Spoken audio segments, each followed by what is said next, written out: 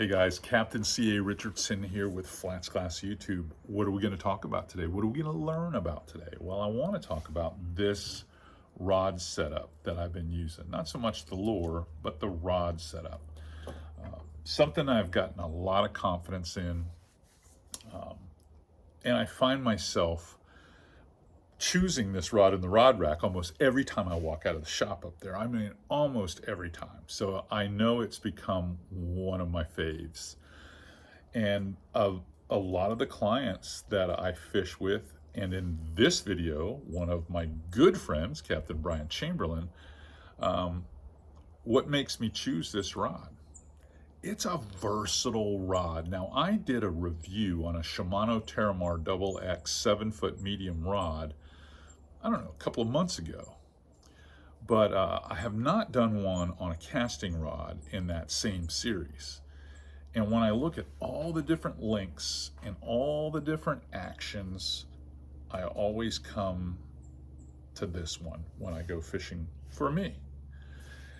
And you're probably wondering what it is. I'm going to tell you what that rod is. But right now, why don't you join myself and my good friend Captain Brian Chamberlain in this next couple of clips, these segments. We're fishing out in the Chassahowitzka National Wildlife Preserve. And we're picking up some redfish, we caught a nice snook, things like that. But just go watch the action and notice the variety of lures that I'm throwing. And that's going to clue you in why I think that this rod is probably the most versatile rod that I have in my Shimano Teramar XX arsenal. I mean, that's why I grab it every time, because it does a lot of, it accommodates a lot of scenarios. So I'm gonna get this stuff set up and you go watch the action. We'll be back here in a minute to talk about it.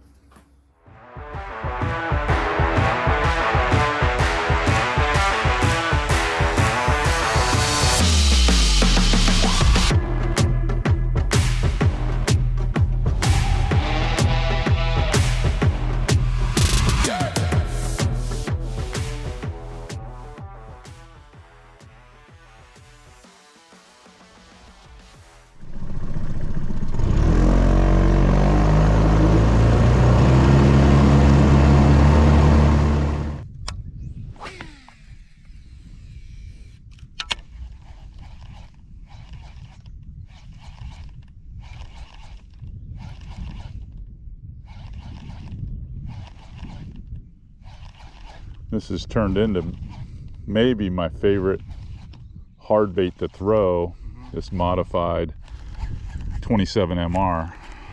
I know something's coming from Mirrolure maybe for this year, but when you lighten up the hooks on this, this bait floats like a 7M. And honestly, you can work it in the shallowest of shallow waters and catch fish.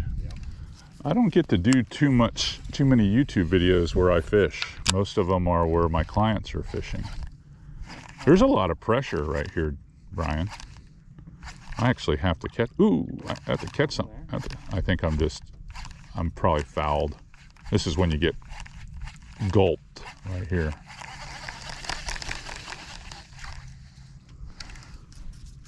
Well, I did owe you a push, so sticking to my word. Let's see if we can. I'm sure that was mullet on that bar there to the left. It is shallow up there though. Yeah, it's pretty skinny, and then it drops right off. And the trench is about 4 feet at the most. Yeah, we can get one to come up. With them, I think. There's 2 of them. Yeah, bigger. Big. Of course I catch the little one. Of course I catch the little one. But switching the bait up made a bit of a difference. They didn't want that hard flashing with as much light as we got. So.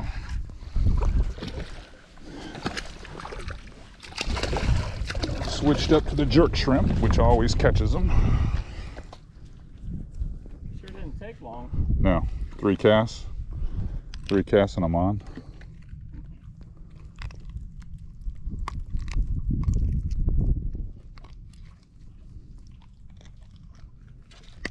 Got him. Back in the pool, my friend. Go to the deep end. Don't tell your buddies. I'm gonna just kind of keep this tighter to the bottom and see if they feel a little more dominant with a bait that's on the bottom. Because sometimes if you get the bait up too high, they won't like it. But if you can keep it like right on the bottom and risk getting hung up, at eye level, yeah, they're all about it. Then they get a little dumb, get stupid for it. But if you try to work it too quick and try to keep it from being snagged, ooh, right there. That was a good one there. yeah. And I was on the bottom. Doggone it. Why didn't you do what I asked you to do? Come on.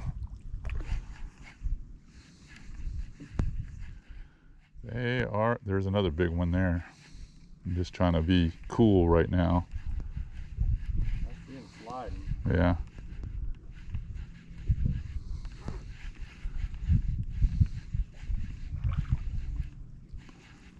Yep, another big one right there.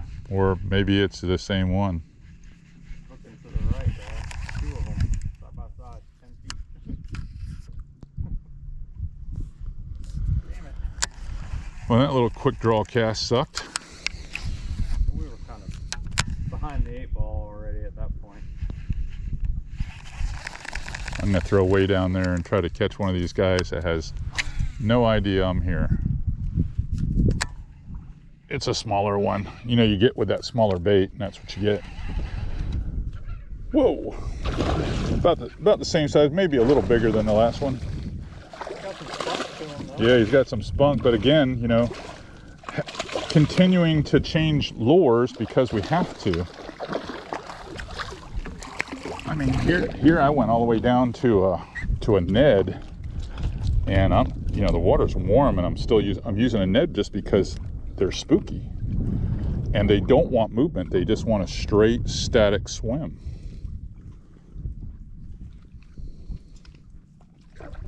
Oh. All right, buddy.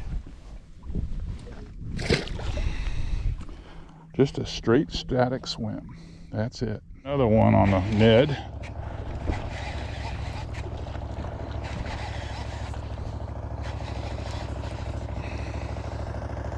They're all about the same size, but they do put a bend in the rod.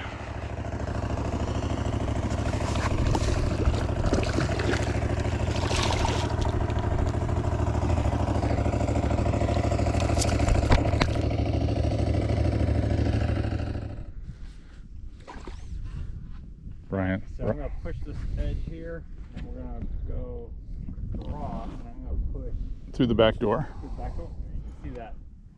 We've gone to the water gold, going around it. gone to the gold spoon now. We are going through some lures in the tackle box today, Brian and I, trying to find what works best.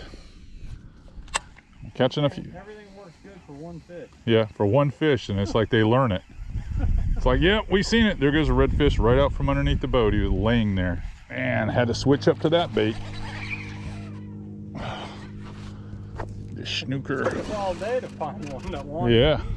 Well, and then switching to, what always works. Yeah, good old paddle. The good old diesel minnow. And that's a good looking fish right there. The good news is I got him on the nail. I got him right on the hook. Yeah. Boy, is he pissed or what? He is pissed. Look, he's trying to get around the back end. I won't let him. Unless we crash into the... Crash into the stuff. Man, that is a good looking fish. Doing everything I can not to fall on my face here. You are so lucky. Fish, you are so lucky. Yeah, doesn't snook season open today? You got caught by me, and I would never do that to you. Right on the nail. Look at that beaut. That is a beauty. Dude, we had to work hard for this. That fatty. There you go. Take off, bud. Go. Man, he was running at me hard. Yeah, another red. said diesel minnow catches everything. It catches everything, especially that color. Catches everything.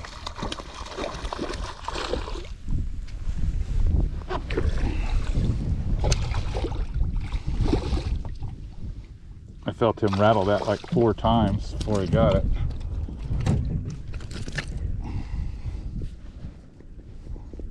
I think they want you to lay it in their bed with them today. Yeah, yeah. That deal color is a good color.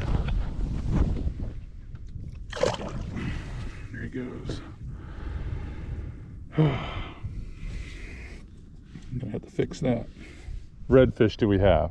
5, 6? I think 5. 5 redfish, 1 snook.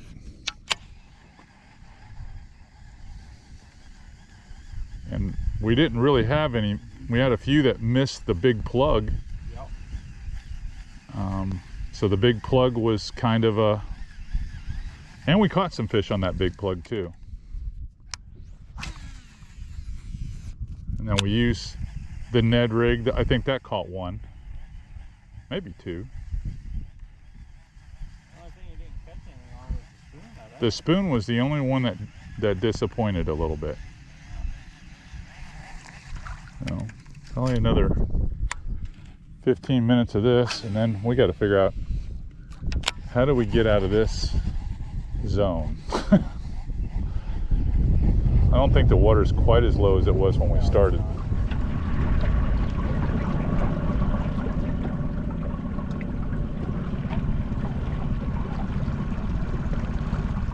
Great day on the water with Captain Brian Chamberlain. He's just an amazing guide. Eyes like an osprey, patience of a saint. One of the more skilled push pole guides I've ever been with. I mean, he moves you through the water like smoke blowing over it. It's just amazing.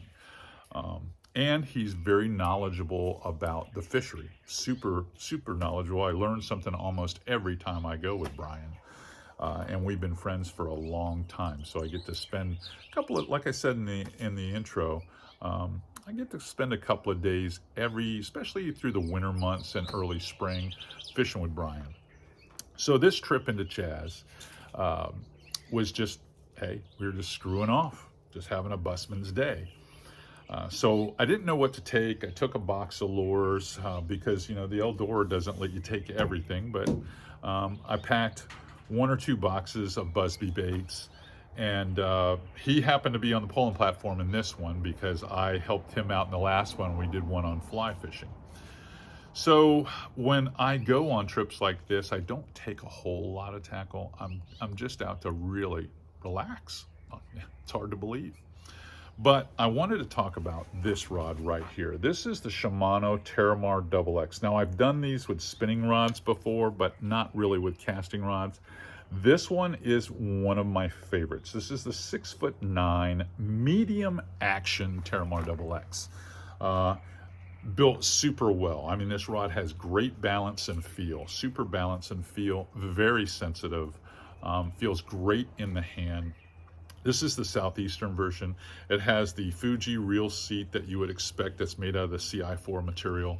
The Fuji Fazlite guide train that's on here. It also has the Spiral X and High Power X technology Shimano's known for. If you're wondering why I know all the jargon for Shimano, it's because I'm a paid pro by Shimano, so I'm not gonna hide that. My job to teach you more about Shimano gear, and then you decide whether or not you want to own any of it. No bones about it. I like the 6'9" length. Why do I like it? I like it because it gives me that ability in those tight little creeks and those areas like that where I can make a backhanded roll cast to my non-dominant side pretty easily. The way this rod really feels is it works great if I want to work down for topwater, walking the dog. Even if I want to bomb cast with a heavier lure, it allows me to do it. It is a fast action rod, but I'm going to tell you right now, I feel like this one is between fast and extra fast. It's a little crisper, if you will, than most. It only bends in that little bit, 15-20% of the tip. So it's not like the 7-foot sister rod that is set up on the same blank. So I do like that about it. Probably the biggest thing I like about this is it throws 15 to 30 pound Power Pro very well, and I'm a big 20 pound guy most of the time. So I throw 20 pound on this setup. Throws lures between 1/4 and 5/8, but I'm going to tell you, you could throw a 3/4 lure on this pretty easily. I don't go under that too much. Now, if you paid attention to the video, you probably noticed that I threw a wide range of lures that day because I was just trying to throw everything. I threw spoons, I threw the MR727, which is the XL version of this. What you didn't see is I did throw a jerk shad, I threw a top water. I threw a Ned rig on the 1/6 of an ounce jig head. I threw the paddle tail and did well on it. So the lesson here is this rod setup let me throw a little bit of everything. Now I have it paired up. This is the Tranks from Shimano. This is the 150 series. We just came out with this size this year, and it is a good rod, or reel I should say, for this setup. It gives it great balance. And for me, because all this stuff is designed for saltwater inshore, it is just comfortable. So in the rack of rods that I have in there, when I'm grabbing stuff to just go fishing, I almost have always grabbed this particular rod. And again, it really comes down to, it throws the right line weight that I want in the Power Pro series. It's balanced perfectly for that, and it lets me throw a variety of baits. Like if I pick my top 5 to 10 lures and put them in a box, and I open the BUZBE box and they're in there, they're all gonna fit on this class rod perfectly. And it's just comfortable. It's not fatiguing. It's a nice crisp rod with good hook setting ability, even with some bigger treble hooks, or even if you're rigging Texas rig style, I'm still able to really come tight and pull hard on these fish and not really lose them. The 7-foot version's a little softer. I use it more for trout fishing. I'll throw smaller plugs on it. It's more of a delicate rod than this one, but this rod here, kind of my do-all rod.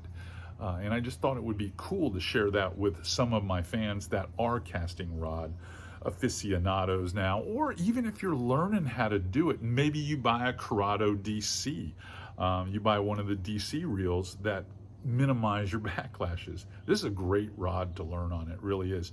Because it's a little shorter, when you cast, the tip speed of the rod and the spool speed of the reel are closer together. You know, there's not a lot of rods I use that are shorter than this. I have a 6.6 version that I use, but when that rod length isn't too long and the spool speed is just right, you can make these casts and you don't overrun the rod. If you have a 7.5-foot rod and you're slinging, now you're waiting for that rod to load, unload, and if your thumb is not super educated, you end up with a backlash. But not so much with this one. This one does a good job. Really, in my opinion, when I go in there every day to grab a rod for me to throw, it's hard not to pick this one. It really is. It's hard not to pick this one. So if you like what you see here on FlatsClass YouTube, you're enjoying not only these product reviews, but you're enjoying some of the strategies and fishing tips that I always share with you, and you enjoy the show, the Tidewater Diaries, all these shows. If you like these, I think you should subscribe, give us the thumbs up, and tell all your fishing buddies. It's my job to make you a better angler.